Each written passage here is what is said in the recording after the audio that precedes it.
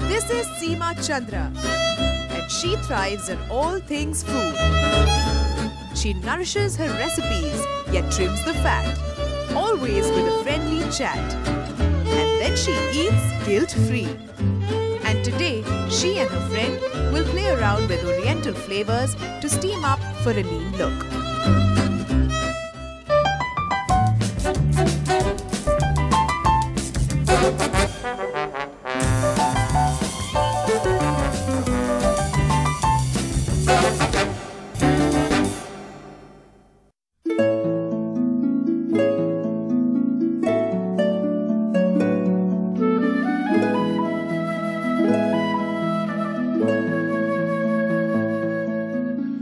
When she's not crackling chilies, she's sizzling for her designer friends. With an Indonesian mother, an Indian father and a Dutch grandmother, her palate was international even before she learned to talk.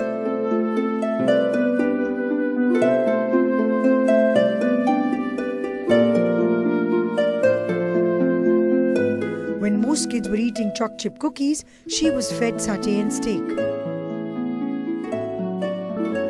When most kids were learning geography, she was experiencing it.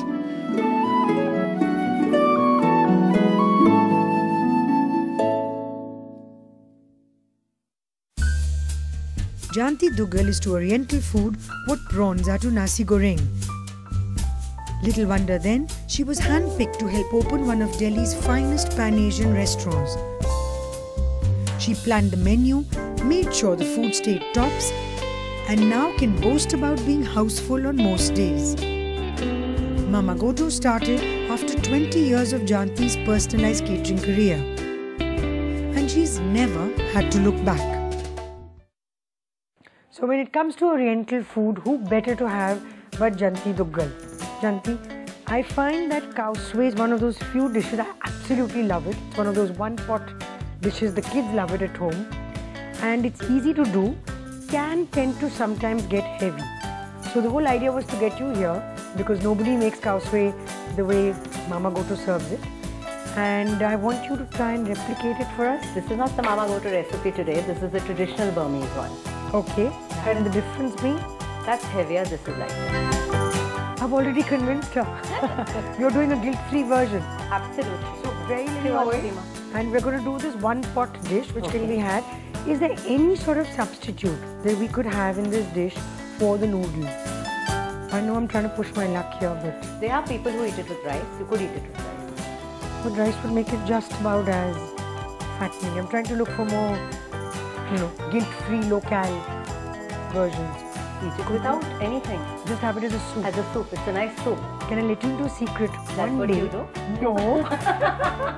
But one day, I tried to eat cow suey on a bed of bean sprouts. Oh, that must have been quite nice. It wasn't too bad. It must have been nice. It wasn't too bad. Okay, I'm starting with, you need to brown besan, chickpea flour. Now this is crucial, right? Because the way you brown it can change the color. So that's, I've taken about 4 tablespoons. Probably won't use it all. Okay. Because after it's brown, we're going to mix it with the chicken stock and make it into a sort of a slurry. Okay. Oh, you put the chicken stock in this? Yeah. When I take it off, I'll just let it cool a little and then I'll mix it with chicken stock. And it's lovely to see how some people will Indianize it, someone will make it with more coconut milk, heavy. Everybody has their own little take. Like I said, like a chicken curry. Like a chicken curry. Jayanti, I find that you're doing something that most people would kill to do, which is you're designing the food for the restaurant. You're looking at the quality control and obviously making sure it's great. Yet, you have none of the daily hassles of running the show. You're absolutely right. I would never want to run a restaurant. It has to be one of the toughest jobs that I have come across. It's very difficult. There's so many factors to look into. And the thing is, every guest that comes into the restaurant has to leave happy. It's a huge responsibility. It's a huge responsibility and it's a very tough. So you do realize you're really lucky to have found this little space where you can work at the food, which is what you love doing, and without the daily kit-pit. None of that. I realize it. That's where I want to be sometime in life. Okay, Seema. Okay, Seema, can you see the color changing and can you smell it? Isn't it a wonderful smell? Lovely nutty. Absolutely. And I'm going to turn it down a little.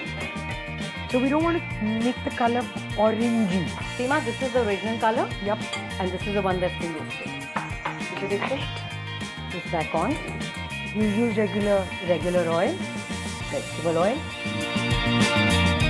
Just a little. So Jayanti, like you were saying, what can make or break this dish, at least for me, is the thickness and the amount of coconut milk. Right, absolutely. That comes at the end, so that's completely up to you. I'm putting in 2 tablespoons of this onion garlic paste, which we are going to brown. Okay.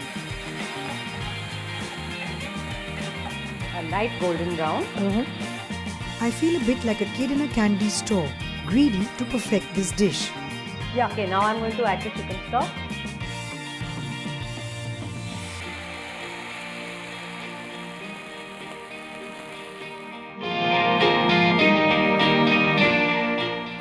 Salt.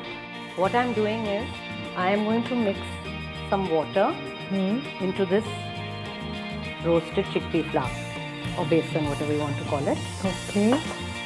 And just dissolve it. Actually we are going to use this as a thickening agent. As we use corn flour. I'm standing here with beady eyes and telling myself, what have you been doing making cowsway all this while?